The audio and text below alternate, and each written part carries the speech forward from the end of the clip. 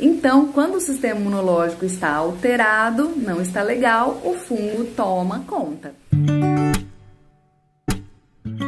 E hoje eu quero falar para vocês sobre um tema que está sendo assim muito falado e que ele não está diretamente relacionado com as alergias alimentares, porém ele pode sim estar associado ou favorecer o desenvolvimento das alergias alimentares e por isso eu achei importante vir falar sobre ele com vocês. Vocês já ouviram falar esse termo, né? Ou esse nome, enfim, síndrome fúngica. Eu sei que síndrome fúngica está sendo uma coisa assim que tem sido bastante falada, assim como a disbiose intestinal, que eu já falei para vocês em algumas outras lives, mas vamos retomar, né?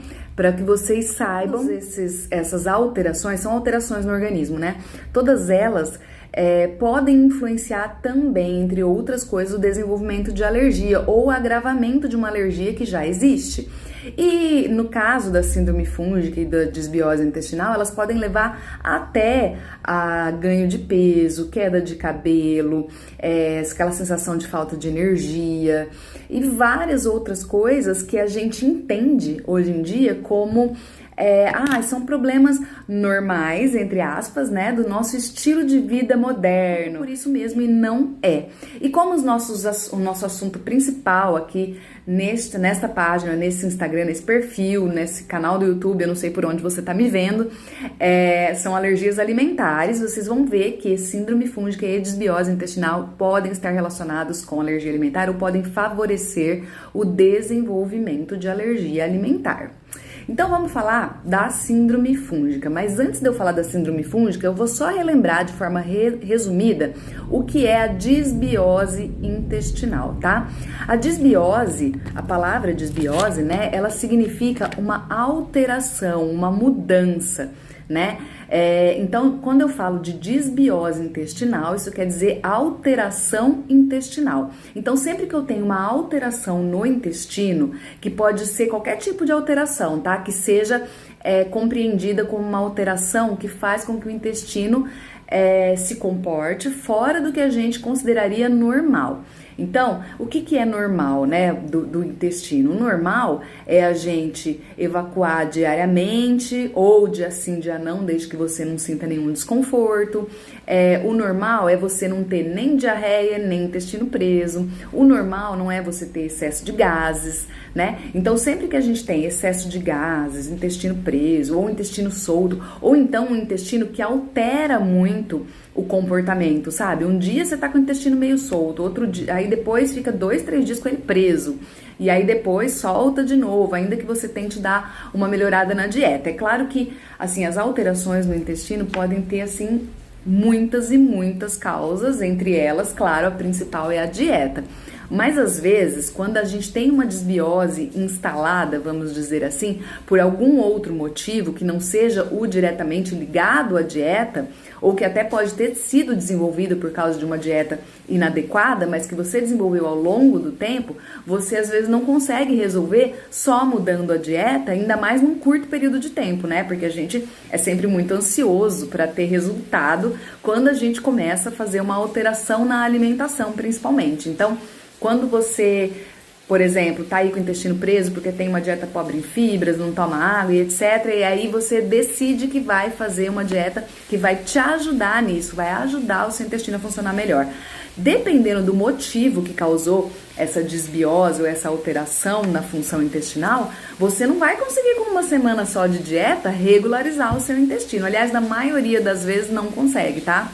Na maioria das vezes, a prisão de ventre ou a disbiose mesmo, ela já é tão crônica que não adianta só uma semana, 2 de dieta, às vezes a gente precisa ter muito mais paciência, tá? E essa síndrome, ou melhor, essa disbiose intestinal, essa alteração, ela pode ser causada sim, diretamente pela dieta, né, por uma dieta inadequada, mas ela pode ter sido causada por uma dieta inadequada por um longo período. E pode também ter outros motivadores, né? Que outras coisas fazem a gente ter disbiose intestinal? Então, falta de exercício físico pode ajudar, inadequação na dieta, o uso constante de medicamentos, especialmente antibióticos, que acabam com a nossa flora bacteriana natural, né, que a gente chama de bactérias do bem. Então, quem usa por muito tempo ou repetidas vezes antibiótico, qualquer dorzinha, qualquer coisinha, o médico tuxa antibiótico. Então, acaba não dando tempo do seu organismo se recuperar após o uso de antibiótico, pode acontecer uma desbiose, então por alteração da flora bacteriana. Pode acontecer que você tenha uma inflamação causada até por uma alergia alimentar, e aí isso vai fazer com que seu organismo desenvolva, né, a desbiose intestinal. Então, desbiose intestinal, só para vocês entenderem bem, é isso, é uma alteração no intestino que tem vários motivos. Pode ser alergia, pode ser inflamação, pode ser uso de medicamento, alteração na flora bacteriana, dieta, enfim, tá? Ou pode ser até uma outra doença que causou a desbiose como um sintoma secundário. Então, a gente tem aí vários motivos para que ocorra desbiose intestinal. E um outro motivo que pode levar a uma desbiose intestinal é justamente a síndrome fúngica. E para a gente entender o quanto a síndrome fúngica está presente na nossa vida moderna, é importante entender o que são fungos e como eles se comportam.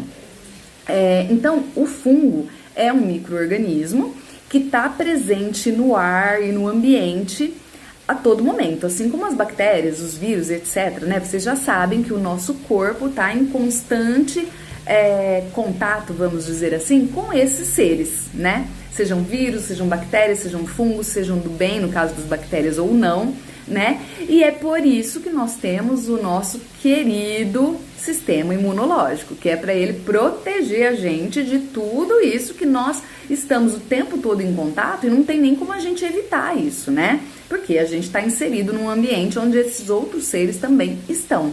Só que no caso dos fungos, eles têm um comportamento que é assim muito interessante e que é, de certa forma, um facilitador para que a gente desenvolva a tal da síndrome fúngica, que é o fato do fungo ter um organismo que se comporta em relação ao ambiente de uma forma muito parecida com a qual o nosso organismo se comporta, o nosso organismo do ser humano, né? Então, por isso, é muito fácil para um fungo se desenvolver no nosso organismo. Inclusive, nós temos a presença de fungos de forma natural também no nosso organismo, assim como a gente tem as bactérias. A questão, o problema, é quando esse fungo, ele acaba ficando num número, numa quantidade muito maior do que seria considerado normal ou numa quantidade que o nosso organismo consegue dar conta, e aí a gente acaba desenvolvendo várias doenças.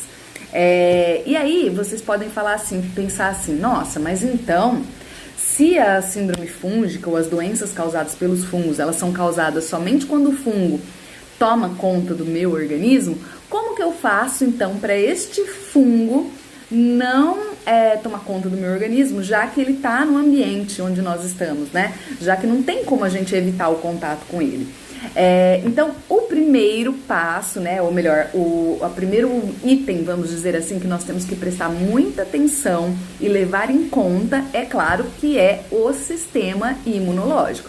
Então, a gente tem que ter um sistema imunológico bom, que esteja funcionando plenamente, fortalecer o sistema imunológico. Como nós vamos fortalecer esse sistema imunológico? De várias formas, né? Cuidando da dieta, fazendo exercício, se hidratando e várias outras coisas. E entre elas, a gente tem que tomar cuidado também com a presença de situações que causam uma inflamação no nosso organismo e acabam alterando o nosso sistema imunológico. Entre elas, a alergia alimentar. Vocês que já me seguem há mais tempo, já assistiram outros vídeos onde a gente fala sobre a PLV, alergias alimentares diversas, etc. Vocês sabem que a maioria dos sintomas que a gente tem como sintoma de alergia alimentar é causada pela inflamação intestinal, e esta inflamação causa uma desbiose que, por sua vez, altera o sistema imunológico e, por sua vez, favorece o desenvolvimento de síndrome fúngica.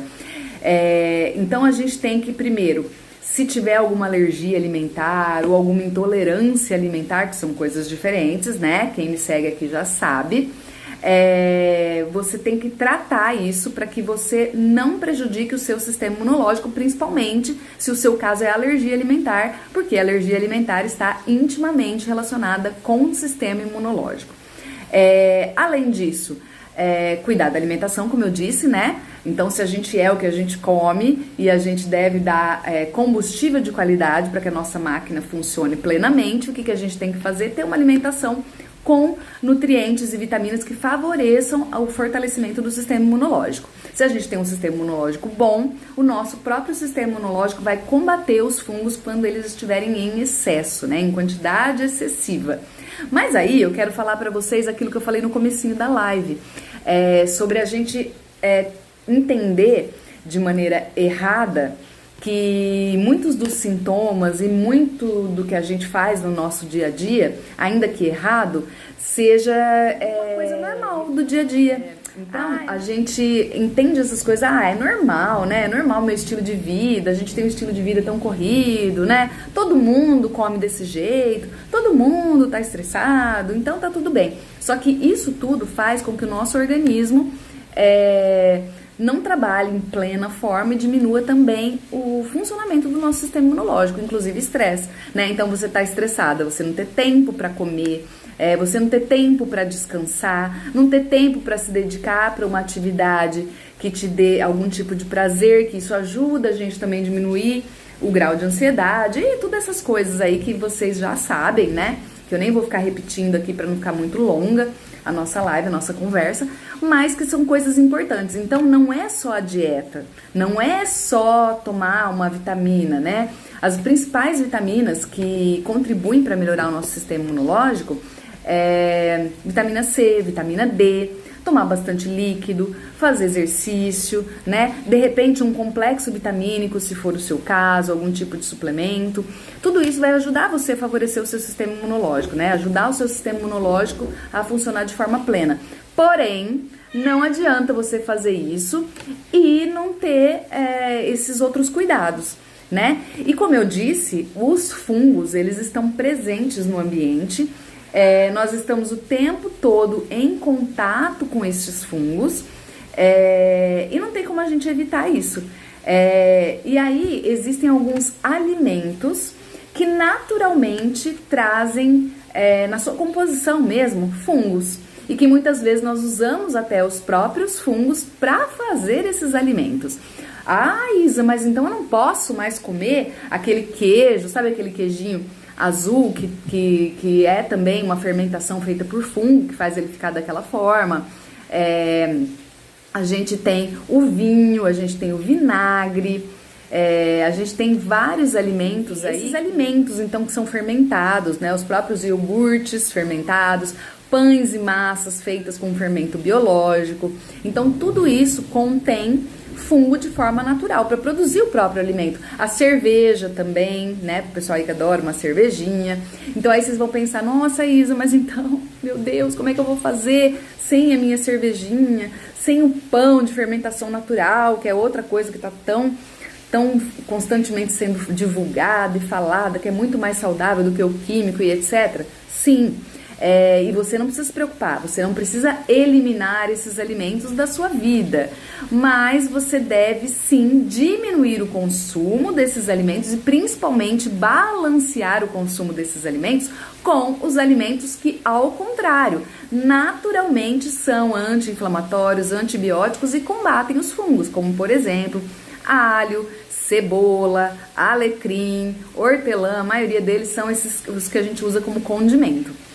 Algumas frutas, as frutas que não são muito ácidas e muito cítricas, os carboidratos, que a gente fala tão mal, né, de amido e carboidrato, principalmente quando se trata de emagrecimento, mas no caso da proliferação de fungos no organismo, eles ajudam a combater. Claro que você não vai comer em excesso, tá, gente? É como eu disse, você tem que ter um equilíbrio de consumo entre os alimentos que favorecem o desenvolvimento de fungo e aqueles que vão combater. Você só deve evitar esses alimentos que contêm naturalmente fungo em duas situações: se você for alérgico, claro, e se você estiver com alguma doença que já demonstra claramente que você tem uma síndrome fúngica. Por que eu tô dizendo claramente? Porque tem algumas doenças que são causadas por fungos que a gente facilmente associa com eles. Então, por exemplo, quando eu tenho uma micose na unha, a gente sabe que a micose é causada por fungo. Quando a gente tem caspa, muita coceira na cabeça, aquela dermatite seborreica, né, que é causada também por fungos. Quando, principalmente nós, mulheres, né, que é muito comum o desenvolvimento de candidíase, que é também causada por fungos, né, então sente muita coceira na área genital, um corrimento esbranquiçado, né, então é muito comum, né, nas mulheres, principalmente porque baixou um pouquinho a imunidade, pronto, o fungo toma conta. E não tem nada a ver com falta de higiene isso daí, viu, gente? É falta de cuidado com o sistema imunológico. Então, quando o sistema imunológico está alterado, não está legal, o fungo toma conta. E aí, nessas situações, a gente facilmente associa com a síndrome fúngica, né? Ou melhor, com uma doença causada por um fungo. E elas normalmente têm até nome, né? Então, quando a gente tem a doença na unha, quando a gente tem a dermatite seborreica, a candidíase e tudo mais. Mas no final das contas, é tudo causado por fungo. E aí, nessa situação, quando você sabe, você diminui o consumo desses alimentos. Ou ainda, quando você desconfia de uma síndrome fúngica. E aí você pode falar assim, nossa, mas como que eu desconfio de síndrome fúngica? Qual que é o exame que eu faço? O pessoal adora exame, viu? Inclusive o pessoal aí da alergia alimentar vive me perguntando que exame que faz para saber se tem alergia a isso, alergia a aquilo. Não tem nada de exame aqui. Você vai prestar atenção em sintomas, né? Então, como eu estava dizendo, como eu disse lá no começo da live, vou repetir outra vez, algumas coisas que a gente acha que são normais da nossa vida moderna. Então, sentir muito cansaço, sentir desânimo, muita queda de cabelo, repetidas infecções por fungos, né? Toda hora você tá com candidíase, toda hora você tá com micose na unha, ou no corpo, na pele, enfim.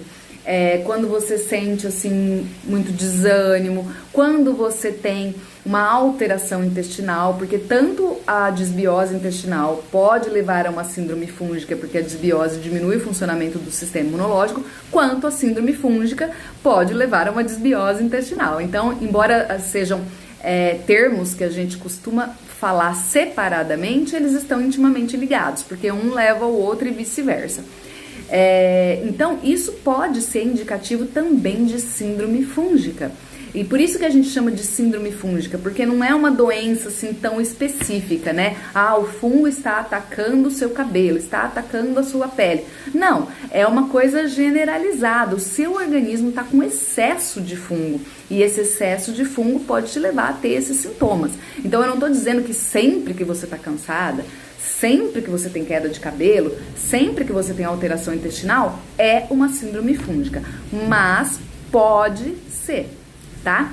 E o que isso tudo tem a ver com alergia alimentar? Assim como a desbiose intestinal está relacionada com a alergia, com a síndrome fúngica, o contrário também acontece. Quando eu tenho, por exemplo, uma alergia alimentar e essa alergia alimentar não está controlada, eu não estou fazendo o tratamento correto, e alergia alimentar, sempre vale a pena a gente lembrar que o principal tratamento é feito através da dieta de exclusão e todos os outros cuidados aí, que a gente já falou em outras lives. Quando você não está fazendo este tratamento, a alergia alimentar vai te levar a ter, entre outras coisas, uma inflamação intestinal que vai causar uma desbiose e que pode favorecer a síndrome fúngica.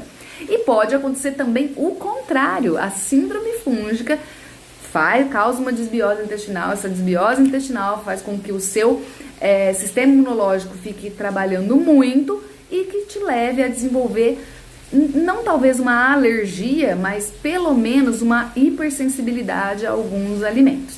Então, sim, estão ligados um ao outro, né? E aí os sintomas ainda podem se confundir, porque eu sempre falo para vocês, né, que embora a gente sempre associe alergia alimentar a sintomas gastrointestinais, então vômito, intestino solto, intestino preso, refluxo e coisas do tipo, a gente sabe que a alergia alimentar também pode ser a causadora das infecções de repetição do trato respiratório e pode ser também a causadora de alergias de pele. Tá? E aí a síndrome fúngica também, entre outras coisas, coceira na pele, E aí, às vezes, a gente fica até meio perdido, não sabe se é da alergia, não sabe se é da síndrome fúngica.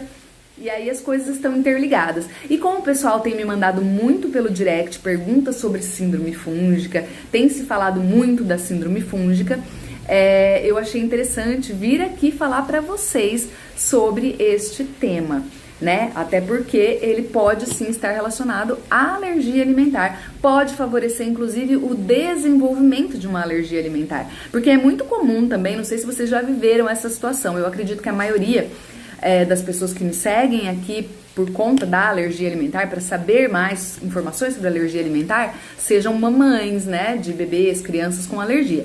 Mas às vezes acontece da gente na vida adulta ou durante a adolescência desenvolver uma alergia que antes não tinha. Então é muito comum eu ouvir alguém falar assim pra mim, nossa, mas eu sempre tomei leite, como que eu tenho alergia de leite? Nunca me deu nada, né? Ou, ai, mas eu sempre tomei, sei lá, refrigerante, nunca tive pedra no rim, eu sempre usei, comi muito queijo e nunca tinha tido esses sintomas, mas com o consumo constante, somado a tudo aquilo lá que nós já falamos da nossa vida moderna, o sistema imunológico, cai. E aí a gente pode sim desenvolver não só a síndrome fúngica, como também alergia alimentar. Tá bom? Pessoal, deixa eu falar pra vocês quais são os principais sintomas da síndrome fúngica, né? Porque eu comentei com vocês que são vários sintomas, assim, principalmente esses que a gente entende como normais da nossa vida moderna, mas eu gostaria de falar um pouquinho mais sobre o diagnóstico da síndrome fúngica, né? Então, como é que a gente faz esse diagnóstico? O principal é através da observação. Como eu falei para vocês, não tem um exame específico para detectar se você tem síndrome fúngica. Então, você vai prestar atenção em alguns sintomas. Se você tiver uma somatória muito grande desses sintomas, você sabe que você não está se alimentando tão bem, enfim, você pode desconfiar de uma possível síndrome fúngica sim, tá? Então, o principal sintoma, ou melhor, a principal ferramenta de diagnóstico é a gente observar, né? Então, a gente vai observar se tem muitos sintomas, que é o que a gente deve observar para fazer um bom diagnóstico, tá? As manifestações fúngicas, elas ocorrem nos principais sistemas do nosso corpo. Então, pode acontecer no sistema digestivo, no sistema nervoso, no sistema circulatório, cardiovascular, respiratório, reprodutivo, geniturinário, enfim. Pode acontecer em qualquer parte do corpo, né? No músculo, na pele, como eu disse, na pele a gente já normalmente associa com o fungo, né? E o que a gente pode sentir então quando a síndrome fúngica tá sendo manifestada ali no nosso sistema digestivo? Flatulência, então sabe aquele excesso de gases e tal, distensão abdominal, aquela variação de constipação ou diarreia, aquele intestino que não tem um funcionamento regular, né? Como eu falei para vocês também no início da live, que a gente às vezes tem um dia que funciona e fica 2, 3 sem funcionar, ou um dia com diarreia, depois outro dia preso. Enfim, independente de você ter mudado alguma coisa na sua dieta, você pode ter prurido, ardência anal, coceira na garganta muito seca, boca seca, dores abdominais, língua branca, sapinho, náusea, vômito e por aí vai, tá? Então pode ser indicativo de síndrome fúngica, mas como eu disse, né, vale para ter um diagnóstico correto, a gente tem que observar várias coisas, porque alguns desses sintomas são sintomas também, por exemplo, da alergia alimentar. Então pode ser que você tenha uma alergia alimentar sem necessariamente ter uma síndrome fúngica ou vice-versa, né? Mas é comum que tenha as duas coisas, porque como eu falei pra vocês, a síndrome fúngica altera o sistema imunológico, e sistema imunológico e alergia estão bem associados. Quando a síndrome fúngica acontece, né, a manifestação de sintomas no sistema nervoso, é comum ter enxaqueca, fadiga anormal, então aquele cansaço que vai além do normal, porque se você trabalhou o dia inteiro, não tá dormindo direito, ou não teve tempo de dormir principalmente, né, não que você não esteja conseguindo dormir, mas não teve tempo de dormir e ficou cansada, isso é absolutamente normal. Agora, se você dorme, mas tem aquela sensação de que o sono não foi suficiente, por mais que você tenha dormido 8 horas, 9 horas, 10 horas, tem a sensação de que dormiu bem, que dormiu a noite toda, não acordou e fica com aquela sensação de cansaço constante, falta de energia, etc., pode ser um indicativo de síndrome fúngica. Ansiedade, mudança de humor, sonolência, falta de saciedade, come, come, come e a fome não passa, depressão, insônia, falha na memória, distúrbio de concentração, tudo isso pode ser um indicativo também de síndrome fúngica. Na pele é mais fácil da gente associar, né? Urticária, psoríase, eczema, coceira, escamação, mancha, dermatite, mas não a dermatite atópica, tá? Vermelhidão, transpiração excessiva, dermatite seborreica, que é a tal da caspa, né? Acne, rosácea e assaduras. Tudo isso pode ser também decorrente de uma síndrome fúngica. No trato gênito-unitário, cistite, urgência urinária, infecções urinárias recorrentes, né? A tal da candidíase, que a gente já falou que é muito comum para nós mulheres, ardência ou prurido vulvovaginal, síndrome pré-menstrual com sintomas como depressão e alteração de humor. Em homens é comum, né, o problema de síndrome fúngica quando atinge o trato gênito-urinário, inclui coceira retal ou anal e prostatistes, né, recorrentes, ou seja, inflamações na próstata que acontecem com frequência e inclusive impotência e erupções cutâneas e vermelhidão também local, tá? Principalmente na virilha. Então, nos homens pode ser um indicativo de síndrome fúngica. No sistema endócrino, as glândulas tireoide e adrenal podem sofrer aí alterações, né? Tanto o hipo quanto o hipertireoidismo podem estar acontecendo por conta de uma síndrome fúngica. Pode acontecer também tireoide de Hashimoto, diabetes do tipo 1. Então eu não estou dizendo que sempre que acontece isso é uma síndrome fúngica, mas pode ser um indicativo de síndrome fúngica e de que precisa de um pouquinho mais de investigação, tá? E em outros sistemas, a bronquite, por exemplo, a bronquite asmática, ela pode estar sendo causada por um fungo e não necessariamente por uma alergia pré-existente. Ou pode ser que a alergia pré-existente fez com que o sistema imunológico diminuísse, né, não atingisse aí o seu grau máximo de funcionamento e aí a pessoa acabou desenvolvendo uma alergia que levou à bronquite asmática. Boca seca, pigarro, artrite reumatoide, lúpus, esclerose múltipla, imunodepressão, ou seja, o sistema imunológico que cai, e processos alérgicos, que é o que eu tô falando pra vocês aqui o tempo todo. Então, tudo isso pode ser um indicativo de síndrome fúngica, mas uma das coisas que são complicadoras, né, que dificultam o diagnóstico quando se trata de síndrome fúngica, ou até mesmo da gente perceber, é que a proliferação, né, dos fungos, as infecções fúngicas, elas se desenvolvem de maneira lenta. Então não é uma coisa assim que no dia seguinte você acordou com aquele problema, né, com aquele sintoma, e aí você, tô com síndrome fúngica, eu tô com excesso de fungo no meu organismo. Às vezes elas se desenvolvem de forma muito lenta. E aí a gente meio que vai acostumando com o sintoma quando ele é lento. Então aquela pessoa, por exemplo, que tem aí muita flatulência, né? Acha que é normal ter muitos gases, né? Toma muito refrigerante, tá toda hora falando e comendo ao mesmo tempo, normal, engole ar, né? Aquela ideia que a gente tem. Ou acha que você ter essa alteração no intestino, né? Um dia tá solto, um dia tá preso, é normal, pra você é normal. A pessoa acha que tem uma enxaqueca, uma fadiga, tá sempre cansado, é porque eu tô muito estressado, né? Não passa pela cabeça da pessoa que pode ser uma síndrome fúngica. A pessoa que tem toda hora, assim, aquela dermatite, aquela coisa, né? Aquela coceira na cabeça, muito caspa, etc., ela vai saber, né, no caso da caspa, que é causada por fungo, mas não imagina que tem uma síndrome fúngica já instalada. E aí vai fazer o quê? Vai na farmácia, compra um shampoo para resolve temporariamente, mas dali a pouco volta, né? Porque você precisa diminuir esse excesso de fungo do organismo, não adianta só ficar usando shampoozinho anti-caspa. E aquelas infecções de repetição no trato gênito-urinário, a mulher que vira e mexe tá com candidíase, vira e mexe tá com uma cistite, uma infecção urinária, acha também que é normal. Eu sempre fui assim, desde pequena, né? E várias outras coisas aqui que a gente já comentou.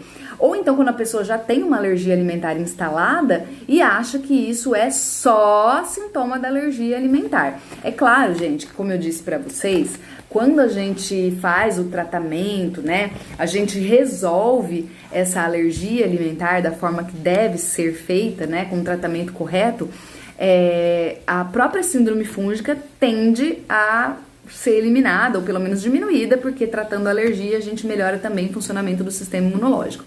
Mas pode ser que alguns dos sintomas sejam também por conta da síndrome fúngica, porque é muito comum a síndrome fúngica fazer parte da nossa vida e ela é um mal oculto, né? A gente fala, é uma síndrome oculta e que faz parte da nossa vida a ponto da gente achar que tudo é meio que normal, né? Então, temos que prestar atenção e se você desconfia de algum desses sintomas aí que eu falei, procurar um profissional para que faça um diagnóstico correto, né? Porque como eu já disse várias vezes, mas sempre vale a pena repetir, não é toda vez que existem esses sintomas que são causados por uma síndrome fúngica, mas pode ser. E aí como que você vai ter certeza? Através de uma consulta com um profissional. Então é isso, pessoal. Até a próxima live nossa. Tchau, tchau.